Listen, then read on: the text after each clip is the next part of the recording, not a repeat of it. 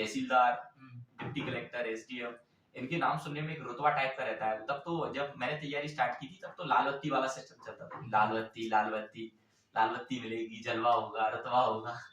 तो इन चीजों से थोड़ा ये मिला कि हाँ करना चाहिए।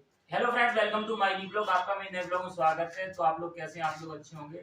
तो आज हमारे साथ हैं आनंद भाई, जिनका असिस्टेंट ग्रेड 3 में सिलेक्शन हुआ है।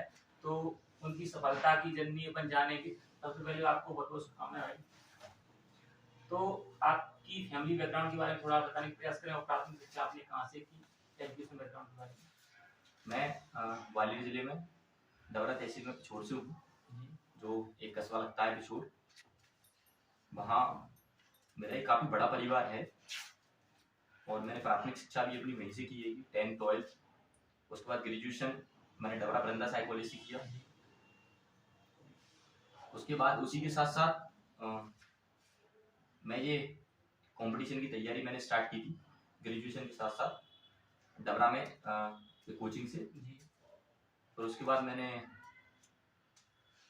तो आप पीएससी के लिए इंदौर आए थे, तो कब आए आप इंदौर?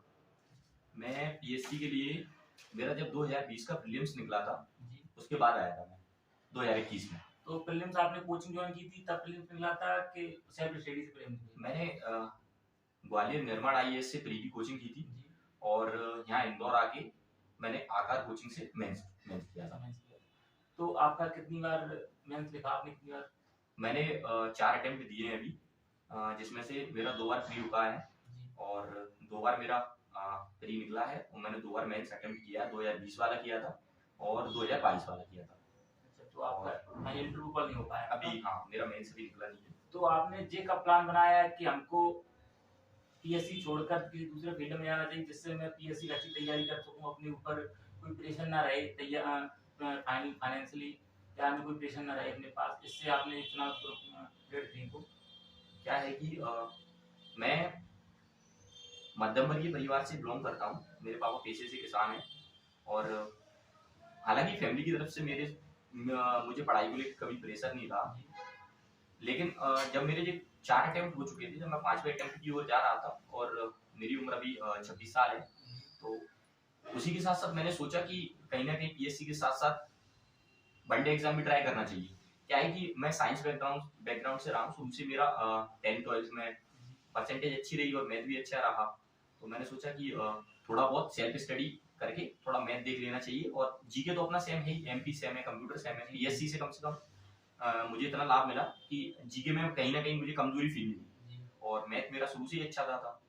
तो मैंने वनडे एग्जाम व्यापम की जगह निकली, तो नोटिफिकेशन आने के बाद मैं एलिजिबल था उन चीजों के लिए, तो मैंने ट्राई किया। तो ये है कि जो online test paper textbook पे मिल जाते थे और भी मिल जाते थे, जैसे विनर्स की बुकलेट, उससे काफी फायदा मिला मुझे। तो मैंने उससे तैयारी की, तो ये कि उसका आज परिणाम। तो मतलब आपने दूसरा बैकअप अपना तैयार कर लिया था कि मुझे इस तरफ जाना है, रुझान वनडे एग्जाम की तरफ, कि पीएससी में टाइम लग रहा था, आपको 4 टाइम आपके हो चुके थे। हाँ, तो आपको लग रहा था कि अपनी लाइफ सेव कर लें थोड़ा कहीं। हाँ बिल्कुल, कहीं ना कहीं ये था कि पीएससी एक पेशेंस, एक लंबी प्रोसेस है।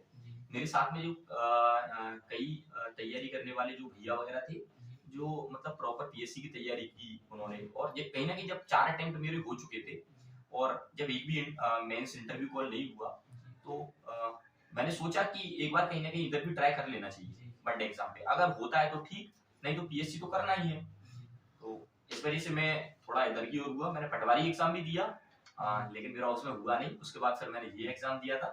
और तो आप अन्य बच्चों को क्या सलाह देना चाहेंगे, किस तरीके से पीएससी की तैयारी जो कर रहे हैं यहाँ पर एस्पिरेंट, उनको दूसरा विकल्प तो सोचना चाहिए या पीएससी की तरफ भी रुझान करना चाहिए? ऐसे प्री मेंस तो हो रहे हैं उनके, लेकिन इंटरव्यू कॉल तक फाइनली नहीं पहुंच पा रहे हैं। 4-5 अपने प्री दे चुके हैं या मेंस दे चुके हैं 4-5।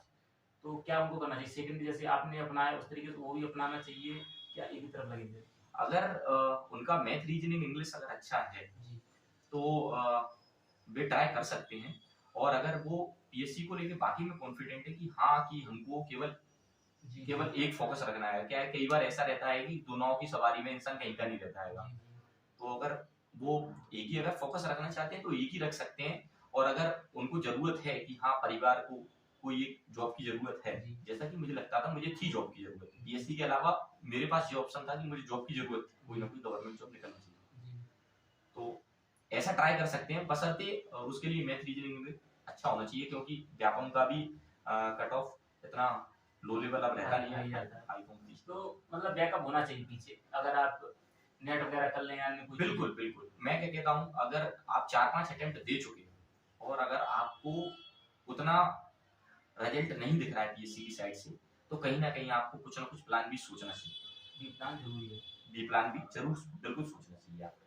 तो फिलहाल आप अपनी नौकरी से कितने संतुष्ट हैं जो आपको मिली है, क्योंकि आप डिप्टी कलेक्टर बनने के लिए यहाँ पर आए थे और एक ग्रेड 3 की जॉब आप लेके जा रहे हैं, वो अचीवमेंट है मेरी अपने लिए, तो बड़ा अचीवमेंट है, क्योंकि बेरोजगार में तो छोटी सी नौकरी बड़ी होती है, कोई छोटी नौकरी नहीं होती पहली बात तो, लेकिन आप बड़ा टारगेट आपका बड़ा था, तो आप कैसा? अब ये है कि मेरा सेल्फ जो प्रेशर क्रिएट हो रहा था मेरे में, अब वो रिलीज हो गया है इस नौकरी से। अब मैं इसके साथ साथ पीएससी प्रॉपर रखूंगा आराम से 2 साल 3 साल। घर वालों का तो पहले प्रेशर भी नहीं था, लेकिन मुझे खुद में लगने लगा था कि आखिर कब तक, ये प्रश्न आता था कि आखिर कब तक। तो अब ये है कि अब वो आखिर कब तक का भी ऑप्शन खत्म हो चुका है, एक जॉब रहेगी। मेंस मेरा इतना अच्छा है, लिखने का अनुभव है, 2 मेंस दिए मैंने, तो मेरे सिनॉप्सिस नोट्स सारी चीजें तैयार है, तो बस मुझे अब आंसर राइटिंग करना है। कई सिलेक्टेड बंदे जो अभी हुए थे उनसे मैंने पूछा, उन्होंने बताया मुझे कि क्या करना है, तो मैं उन्हीं चीजों का अब ध्यान दूंगा। और आगे हाँ, आगे पीएससी का ही रहेगा जो रहेगा, कि अब कोई वनडे एग्जाम नहीं देना है, ऑनलाइन इंटरव्यू होगा वो अधिकारी बनने के बाद ही होगा, पीएससी सिलेक्ट। बिल्कुल बिल्कुल। तो आपके घर वाले इस नौकरी से कितने खुश हैं आपसे? बिल्कुल बहुत खुश है मेरे घर वाले। बाकी मेरे परिवार वालों का भी कहना है कि तुमको लंबी रेस का घोड़ा बनना है, ये तो अभी स्टार्टिंग है लड़ाई की, अभी तो लड़ाई लंबी जानी है। तो उनका भी शुरू से ये क्या है कि मेरे परिवार वालों ने हमेशा से बोला है कि तुम पीएससी निकाल सकते हो।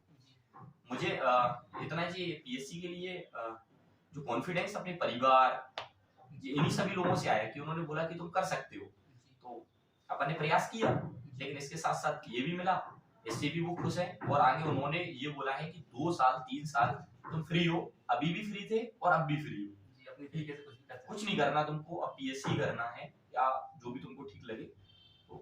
तो आपको मोटिवेशन कहाँ से आया फाइनली पीएससी का अधिकारी बनना? पीएससी का मोटिवेशन ये था कि एक तो जैसे 10th-12th में शुरू से ही स्कूल लाइफ में, कॉलेज लाइफ में थोड़ा अपन एवरेज ठीक थे स्टूडेंट जी, तो कि अपन से सीनियर जो भैया वगैरह थे तो वो पीएससी की तैयारी कर रहे थे, और फिर प्लस साथ में जब अपन देखते हैं कि तहसीलदार, डिप्टी कलेक्टर, एसडीएम, इनके नाम सुनने में एक रुतबा टाइप का रहता है। तब तो जब मैंने तैयारी स्टार्ट की थी तब तो लाल बत्ती वाला सिस्टम चलता था, लाल बत्ती लाल बत्ती, लाल बत्ती मिलेगी, जलवा होगा, रुतबा होगा। तो इन चीजों से थोड़ा ये मिला कि हाँ करना चाहिए, आपको पावर, लोगों की सेवा, हाँ रिस्पेक्ट मिलता है, हाँ रिस्पेक्ट मिलती है कि हाँ आपकी खुद की पहचान होगी इस जॉब से। तो आप अब असिस्टेंट ग्रेड 3 के जो स्टूडेंट हैं, आपने किस तरीके से क्वालिफाई किया, उनको आप क्या संदेश देना चाहेंगे, किस तरीके से वो तैयारी करें, आपने कहाँ से प्रैक्टिस की, और यही है क्या सोच रहे हैं आपके? आपका मैथ, रीजनिंग, इंग्लिश, इन चीजों में बहुत अच्छी कमांड होनी चाहिए, जिसमें मैथ रीजनिंग तो बिल्कुल पूरे में से पूरा होना चाहिए, क्योंकि ईएसबी का मैथ का लेवल पहले से अब चेंज हो गया है, पैटर्न उसने अप कर दिया है, क्योंकि पटवारी मेरा पहला एग्जाम था ईएसबी का, तो मेरा समझ में नहीं आया था आखिर, मतलब जब मैथ दिया मैंने तो उसका लेवल समझ में आया। मैंने वैसे प्रीवियस ईयर के क्वेश्चन लगाए थे पटवारी के 2017 की तब, तो उनका लेवल बहुत लो था, तो वो बन गया था मेरा, लेकिन जब मैंने पेपर दिया तो मुझे वास्तविकता से परिचय हुआ कि हाँ कि अब लेवल क्या हो चुका है।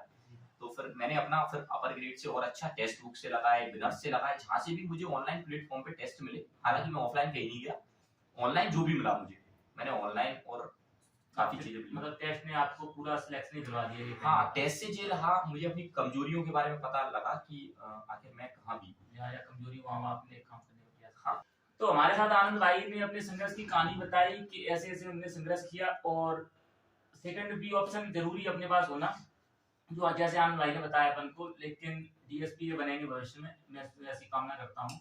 तो कुछ ऐसा ही उनके संघर्ष की कहानी थी। तो अगर आप लोगों को मेरा वीडियो अच्छा लगा हो तो आप लोग लाइक करें, शेयर करें, सब्सक्राइब करें, कमेंट करें। Thank you for this watching, love you all.